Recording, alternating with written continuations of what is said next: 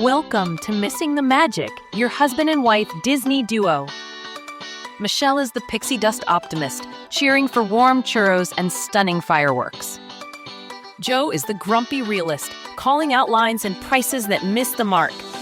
We give credit where Disney makes magic and call them on it when they don't.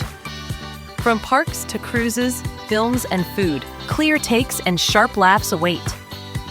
Skip the fluff, keep the fun, and get tips for a smoother trip. Grab your ears, bring your backpack, and let's find the magic together.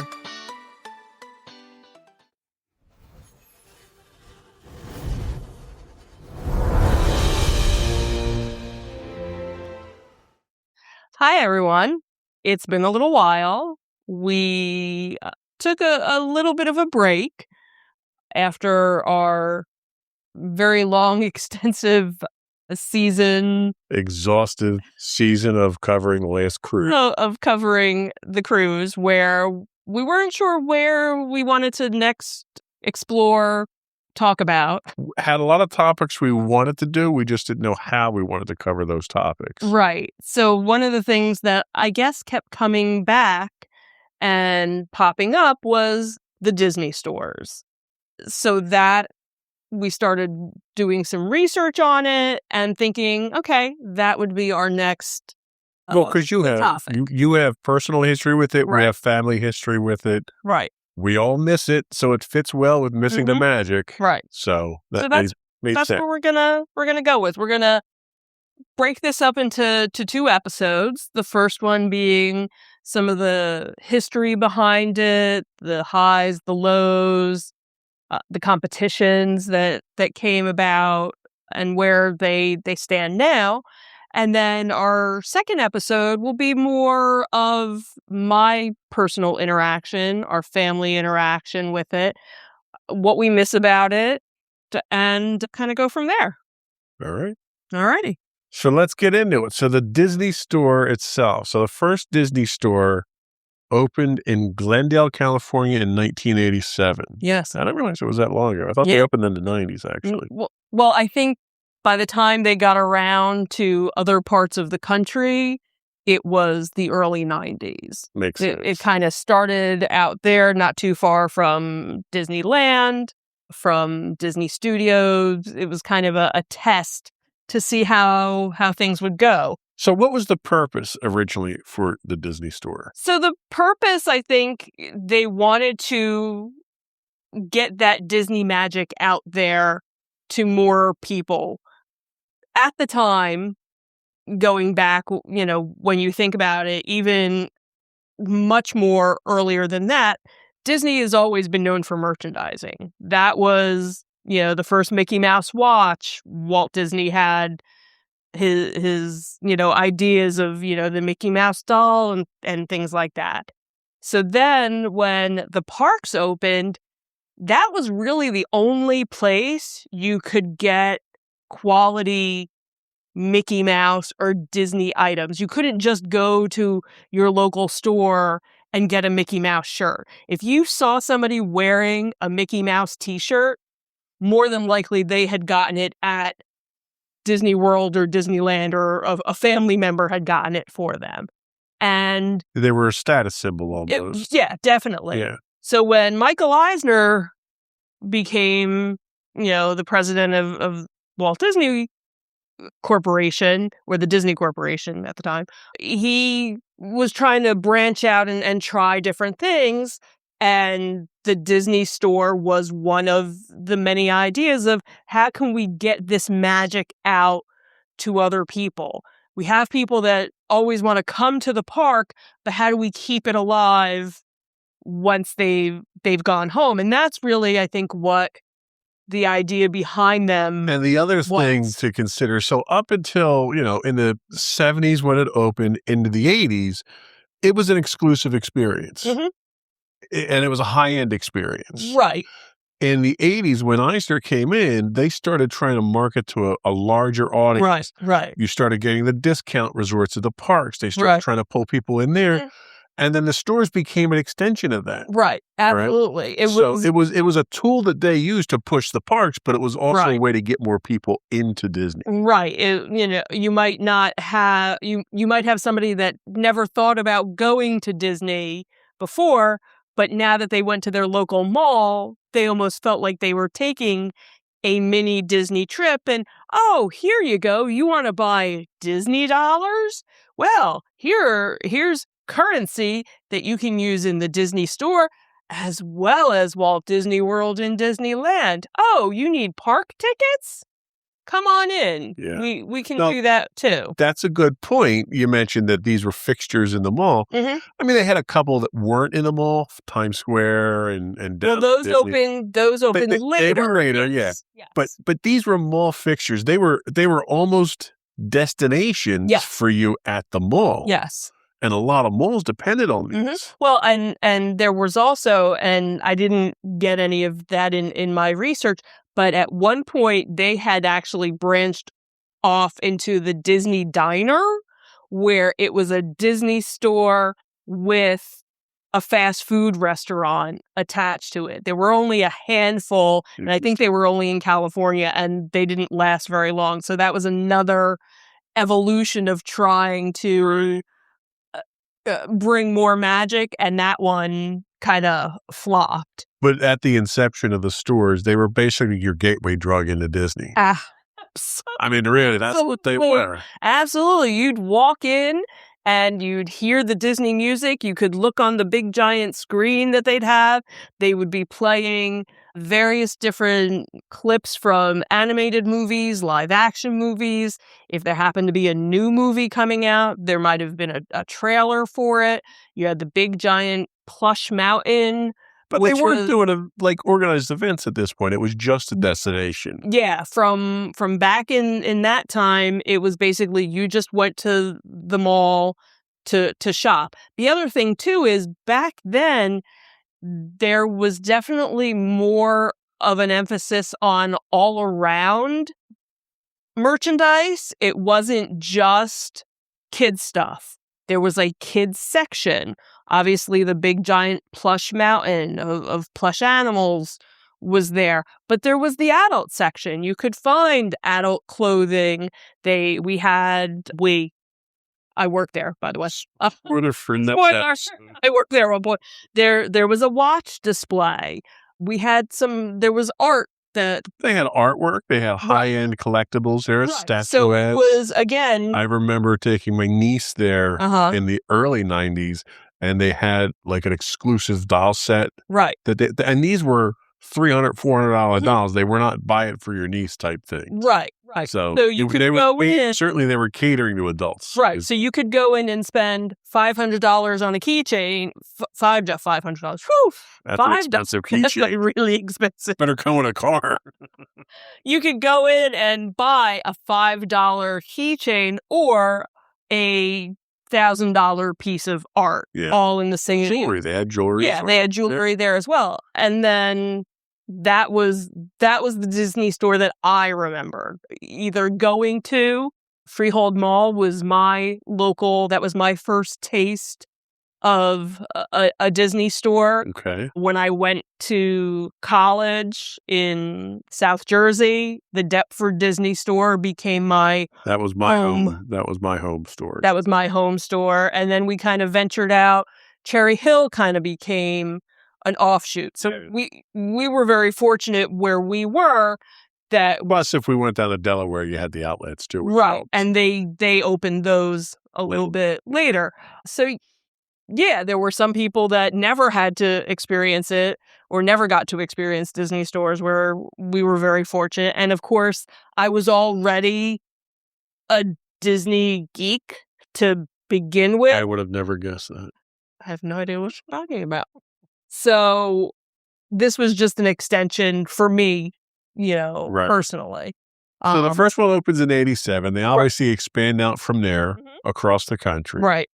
But Disney doesn't retain ownership of them the whole time. No, and what's funny is, so when they first started out, the idea of them was kind of like a movie backdrop. It was Tinseltown themed is what one website talked about it, because you had different scenes from different movies. You didn't have audio animatronics, but you had like statues and Right. large figurines of The life-size character, all the animated characters were around it. right. And the cast members were trained like park cast members. The training that they went through was very similar to that, and it had a very Disney park feel to it. And Disney's unique in that its park employees are cast members. Correct. Which is what was interesting, was that the store employees were cast members as well. So they didn't have a different class of people for them. They were all basically right. And cast. Again, spoiler, our IDs, because we had IDs, were very similar in look to a theme park cast member's ID. It was just a little logo and I think a color change. So if I flashed my ID to someone, it looked like a regular ID that looked like one of the parks. So yeah, so the stores expanded in the early 90s. You even had international ones, Japan. At the peak, they were actually up to 747 stores worldwide by 1999. Now, before we jump into them being sold off and things like that, this is also around the time that Warner Brothers decided that they wanted to open up a store. So they actually opened up a store in 1991, their first one, also in California. And they were using the Looney Tunes character, DC Comics, other Warner Brothers properties to kind of, and they went using the Disney store model to model their So Disney kind of set the pace there. Warner Brothers followed it. Warner Brothers didn't last as long as Disney. No, they actually ended up closing in, I think it was like 2001. Right. So it wasn't very long. And the only Warner Brothers store around here was in Cherry Hill. Well, we had one also in Freehold. So that was the one that I knew. And it was a different vibe. It was more adult. It was definitely right. It was definitely more adult. Well, and they were very focused on clothing too. Yes. And you figure Looney Tunes characters were never really kid friendly. Like as the years went on. Well, they seemed kid friendly when you were a kid.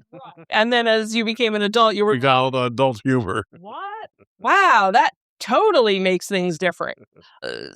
And you have to remember, I also worked at Six Flags at the time, which was owned by Time Warner. So we didn't really you would have thought we would have had more tie-ins with the Warner Brothers store. Right. But we never. Well, and that's like Disney stores were maintained and appeared very similar to the shopping experiences in the park. Correct. And you didn't get that from the Warner Brothers. Yeah, Warner Brothers, it was a completely different animal. And like you said, the merchandise was completely different, much more expensive stuff, not as many toys, and obviously didn't last as long. Right. So around the time that Warner Brothers closed, Disney actually sold off most of their stores to the Children's Place, which until we talked about prep for this podcast, I was completely unaware. Yeah, I had no idea.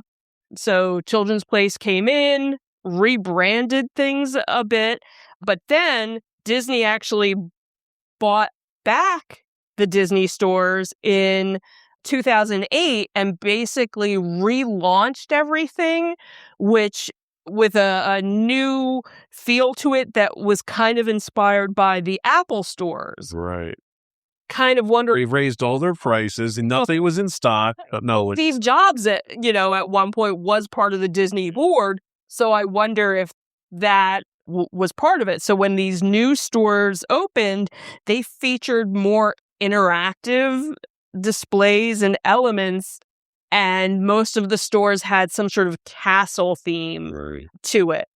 We definitely got to experience that. The Cherry Hill store that was totally the first to redo, redid it. The Deptford store did redo. They didn't have as much. Yeah, so they moved from one suite to the next over. Right. They didn't have as much room as Cherry Hill. Right. But they did everything that they could in the space that they had. Right. So you would definitely walk in, and by that point, it was probably, I don't know, would you say 80% children? Yeah. Merchandise at 20%.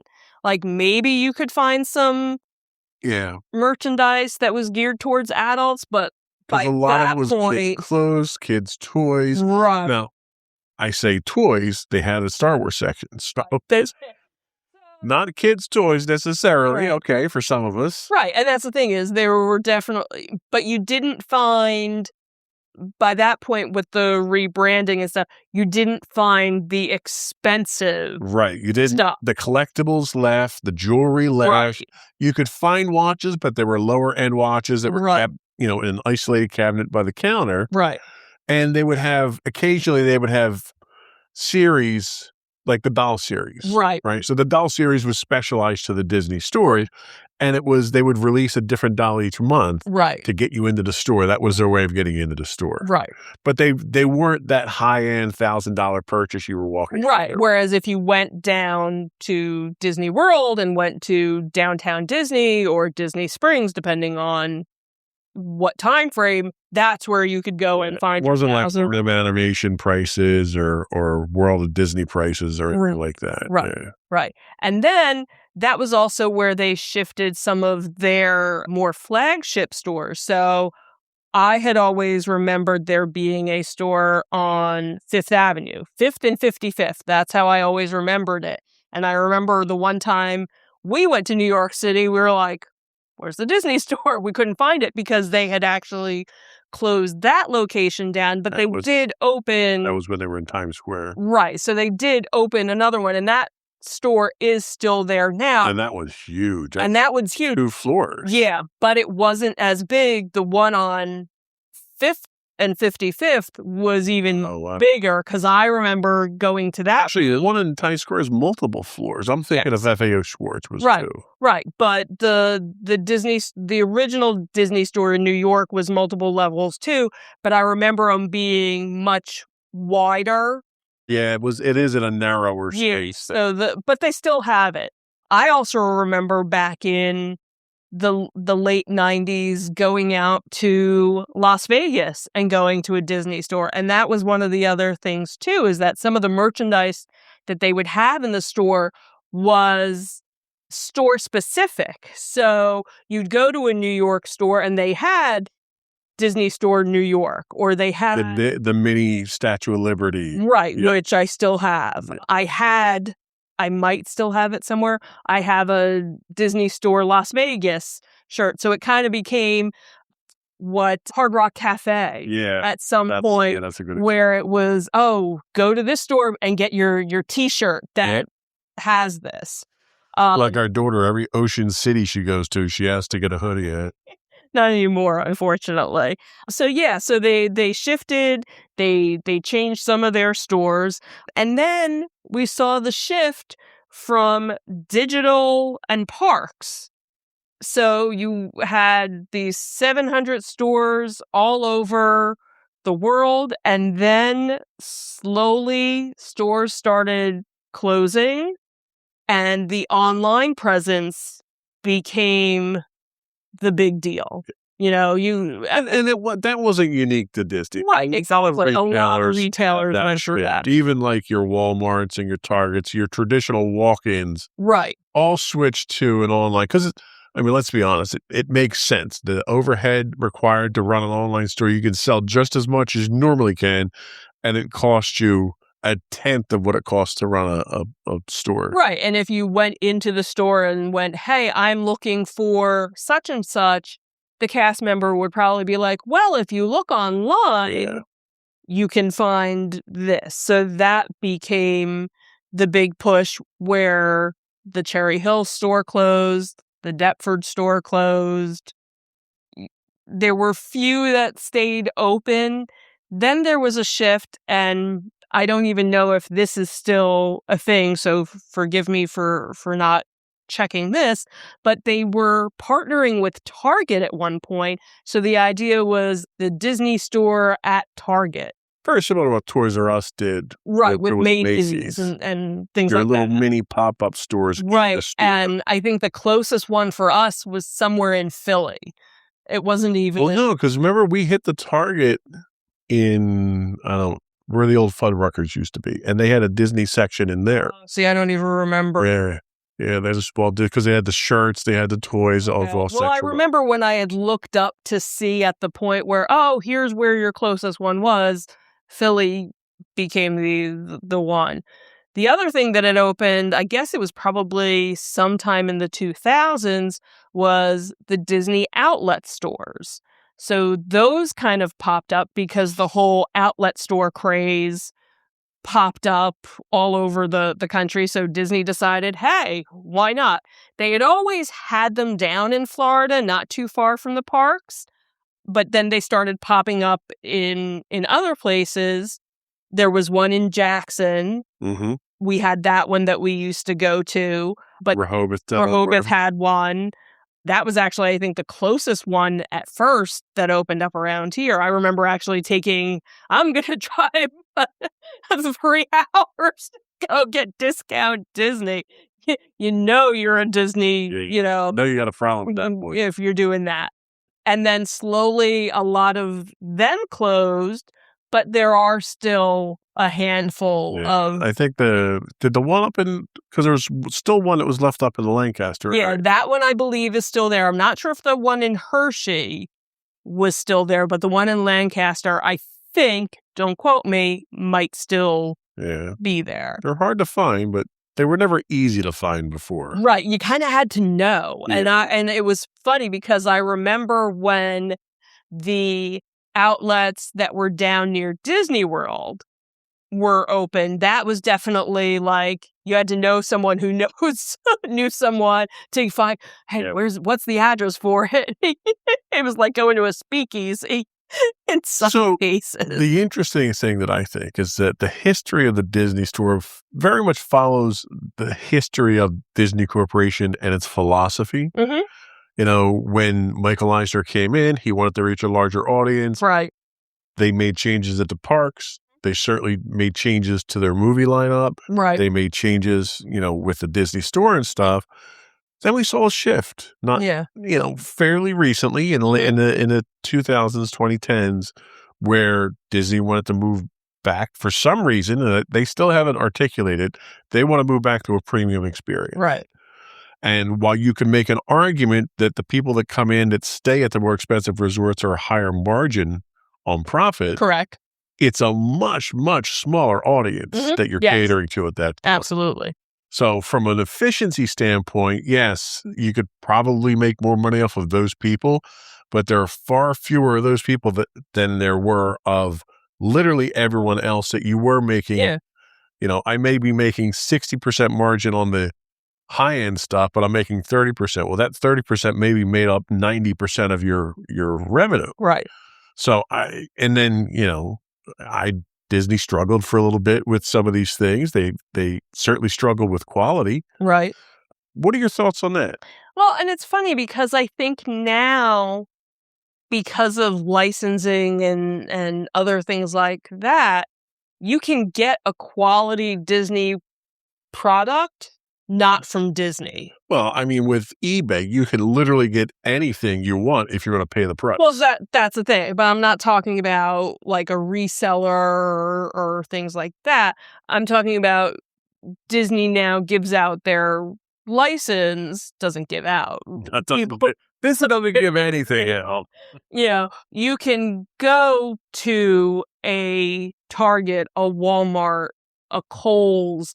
Old Navy now is partnered with Disney. You can get Disney t-shirts at these other stores. You can get Disney sneakers. You can, all those things. See, I think, to your point before, there's no exclusivity at that point. Right.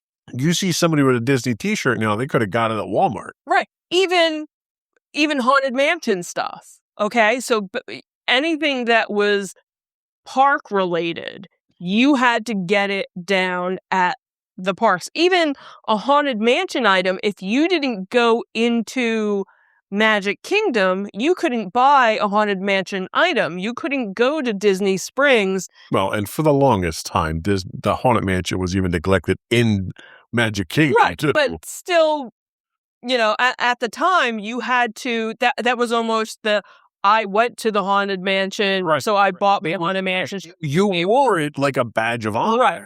Now, Hot Topic has Haunted Mansion stuff. If I go on my phone right now, because my phone listens to me and knows what I like, it's going to show me, hey, you want this Haunted Mansion t-shirt? Now, it doesn't say Walt Disney World. It doesn't say it, but when you look at it, you know it's the Haunted Mansion. Not all of the rides are like that, so to speak. And now you have all these other companies that have come out and have their version of Haunted Mansion or park-related merchandise. See, and I think the state that they're in right now is a state that they were in. If you're familiar with the history of Disney, very early on when their movies started and their cartoons started coming out, animated features were out, they did their own marketing, but they basically gave the license to anyone. Right. And the quality of the product was so poor that Walt was very upset by that and wound up making all these changes. Right. It almost seems like they're going back down that path now of just give the license to everybody. Let's make it available to everybody. It doesn't really matter as long as you make our money off of it. And it cheapens the brand across the board. Yes, I definitely can see that. But the Disney experience, the being able to go to the park, that's now become the premium again. Yes. So I can have my Disney t-shirt, I can have my Mickey watch. It's cheaper now. Well, and it has to be because going to the park is so much more expensive now that gearing up to go to the park, I have to gear up at Walmart so I can go to the park, and park's so expensive. Right. Yeah, and you always had people that did that anyway, which honestly, it makes more sense. Let me go buy a $5 t-shirt than go to the park and spend $50 on a t-shirt that... But the store itself wasn't a store. The store was a destination. Right. It became, at first, it was just a store. You had people that would probably linger there a little longer, but they were perusing and looking and things like that. And then it kind of shifted to, it became a play date for kids. It was like they were brand ambassadors. Yes. They sold the parks. Yes. When you went to the store. You didn't just go to buy merchandise. You went to experience Disney and be inspired to then go to the park. Right. And you don't have that now. Right. When I was a cast member there, we had our regulars. We had the people that came in maybe more than once a month to see what was new, or, hey, I just went on my trip. This is what I saw. They wanted... That's what I do with my niece. We would go out to the mall. We'd walk to the mall, and we'd always go into the Disney store. Sometimes we'd buy something. Sometimes we wouldn't. But just being there was magical. Well, right. It was different than going to, the toy store, in a way. Right. It was something, Yeah. There was that. We don't have that anymore. That's the magic that we're missing. Yes, we're definitely missing that. So obviously we're doing cruises. We haven't been to the parks in a while, but that's a whole different story. That's another podcast. In between those getaways, you don't have that release. Right. You can't go to the mall and just bask in the Disney glory anymore. Right. And I think that's unfortunate. It's unfortunate that kids these days can't experience that. Like the closest thing for me now is going to box lunch. Box lunch is probably 1/3, depending on, of Disney merchandise. And that's kind of nice to see the stuff that they're coming out with for characters that are so obscure that most people probably walking into the store look at and go, who's that? Yeah. And the type of merchandise people my age are like, yeah, I totally want that. I don't know why, but I do. Yeah. but you don't have the earworm of the Disney song in the background or the smell. I mean, you walked into the Disney store, there was a very distinct smell when you walked in. So you're getting that Disney merchandise feel, but you're not getting that other aspect. And really, I don't think there's any stores now, any retails that does anything like that. As much, me, I'm the first one to start bashing on Disney for the decisions that they make. And part of the lack of a Disney store is certainly Disney's fault for pulling it. Right. But also at the time that they did the pullout, you're seeing a massive decline in the mall environments as well. So there's certainly a financial aspect to it. Right. But I guess my point is the store wasn't there just to sell merchandise. The store was there to represent the company and to convince people or to suggest to people to expand within the franchise. And you're saving your money by not having that outlet, but what are you losing by not having that brand ambassador? Exactly. You're not getting that, you know what? I wasn't sure what to do for vacation. Right.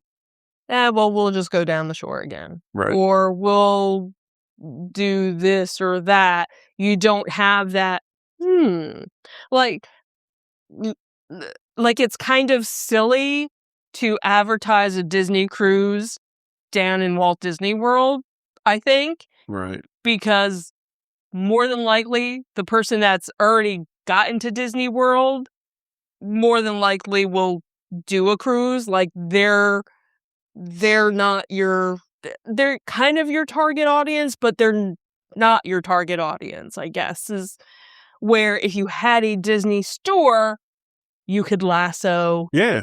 And that's what they were. It was if you couldn't, all right, so as I grew up, didn't have money, right? Poor as dirt. Didn't even have money to put food on the table sometimes. Right.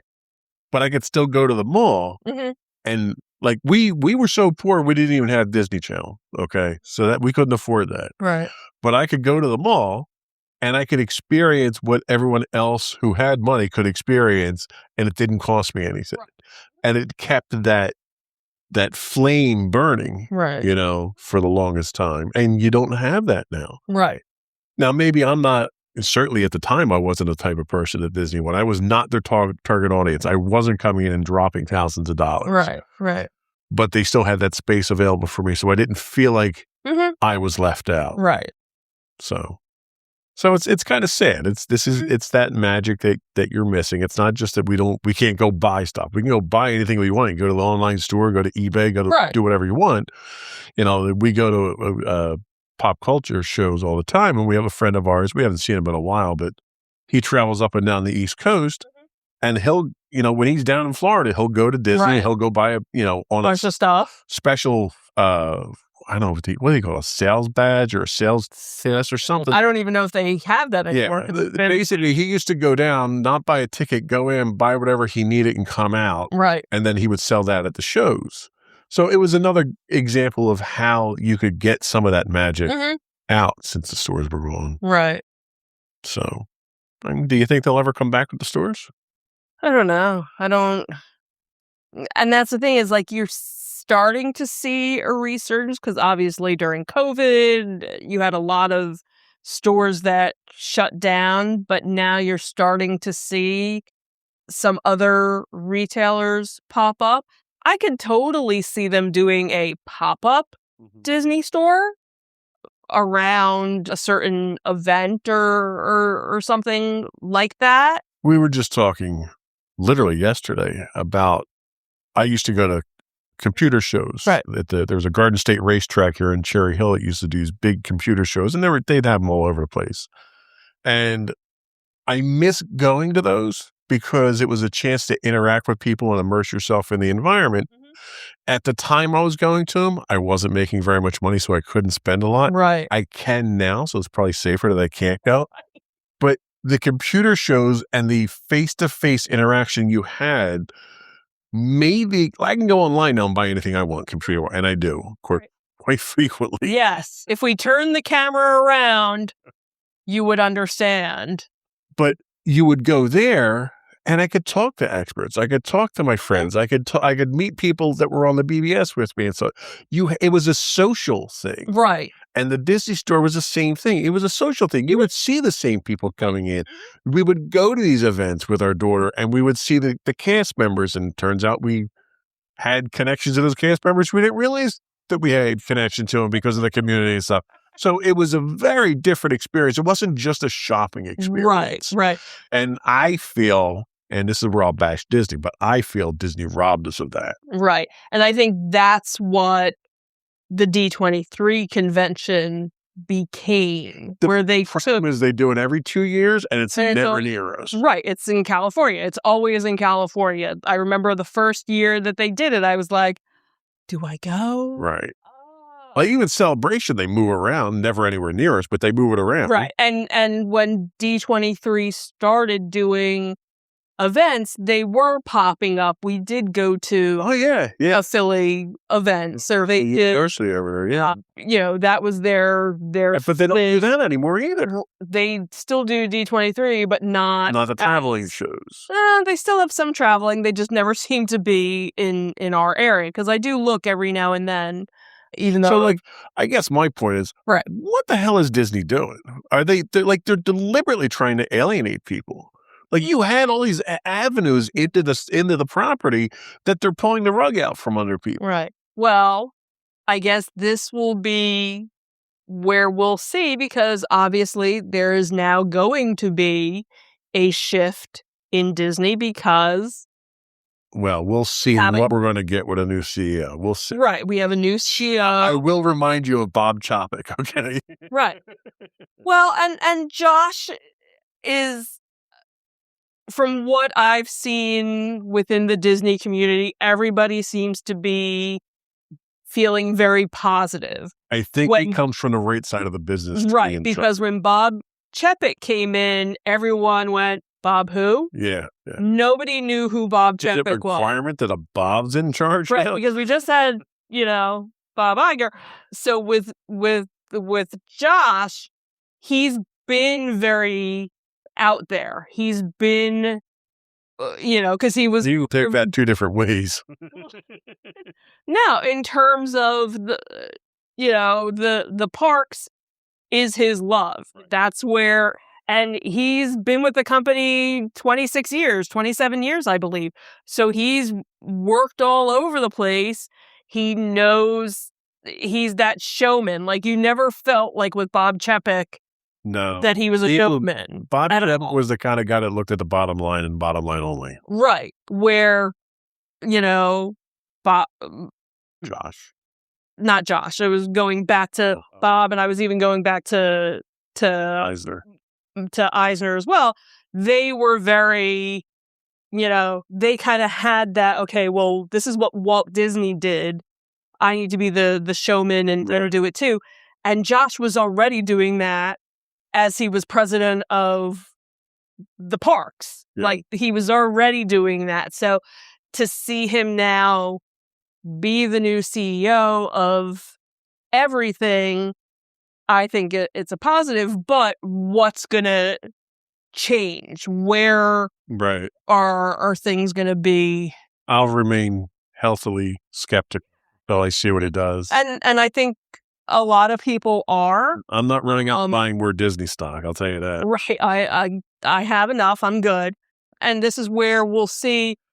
The other thing, too, is we're older than we were 30 years ago, where we were going 5 minutes ago, 10 minutes ago, where we would go to the park. We would spend, rope drop to, I did rope drop once. I'll never do a rope drop again. But the thing is, we were the type of people that would spend all day in the park. We would go for a week, and we would take one day off as the years went on. Because you had a hellish pace set for us. Well, sorry. On. But I don't know if I could do that. I couldn't do that. By the time we stopped doing it, I couldn't do it. Right. So now we've kind of morphed into these cruising people. For the little old lady and the little old man on the cruise ship now. We're doing shuffleboard. We're not doing rope drop. You know what? I did kind of want to play shuffleboard, and we didn't get a chance to. Our rope drop was when they let us into the early seating for dinner. That's it. We're loading up for dinner. We're going to get a photo. Oh my God. But that's, we're not the prime target audience anymore. No. So how do we keep that Disney magic when I'm missing it? Right. Because you can care less. There's Disney magic that I like. Yes, there is. And you enjoy seeing me. I do. I get more joy from you enjoying it than I would enjoy it myself. Right. Like, I haven't seen the castle in a while. So I'm sure. Which castle? The real castle or the wall that they have in California? Both of them, actually. I would love to get out to California again. Maddie even talks about how she doesn't do anything with us. Why would she go to California? She would go to California. Obviously, Disneyland Paris is on my bucket list still. Yeah, good luck with that. Well, we were supposed to do it last year. That didn't really work out. I don't know, maybe this year. So anyway, back on topic. You feel we get too far gone. I'm just missing a whole lot of magic. Just saying. All right. I think that was all I had in my notes here. Did you want to sum up something? No.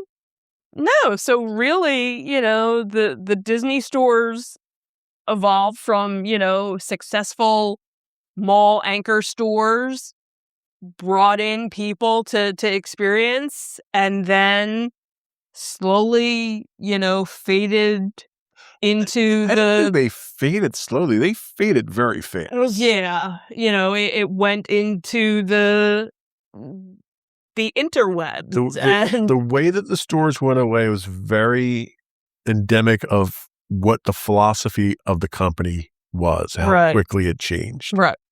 And you started seeing changes across the board. Right. So our other host is here now. She wants to get a word in edgewise. Hi. You coming?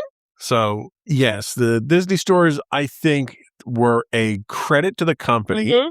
Yes. And I think the company is lesser without them. Mm-hmm. And I think the general audience is done a disservice by having those stores go away. But from a financial standpoint, you can make an argument, but Disney's got more money than God. They've got no reason to complain about, profits not being as high as they'd like them to be or anything like that. So they're not going to get any sympathy from me on that front. Yeah, I agree. Especially considering how they keep raising their prices and ripping us off for everything else. Right.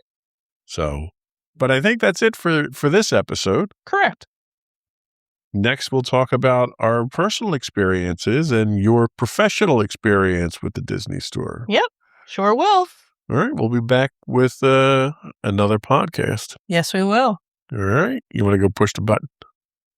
Hi, Meow. Hi. Meow. That's a wrap on this episode of Missing the Magic. If you enjoyed the mix of cheers and critiques, follow the show. Leave a quick rating and share it with a fellow fan. Have a question, hot take, or park hack we should try? Send it our way at comments@insightsintothings.com. Or call it and leave us a voicemail at 856-403-8788. Thanks for listening, and thanks to Disney for the memories worth talking about. Keep your ears handy, bring your backpack, and we'll meet you back here for more Missing the Magic.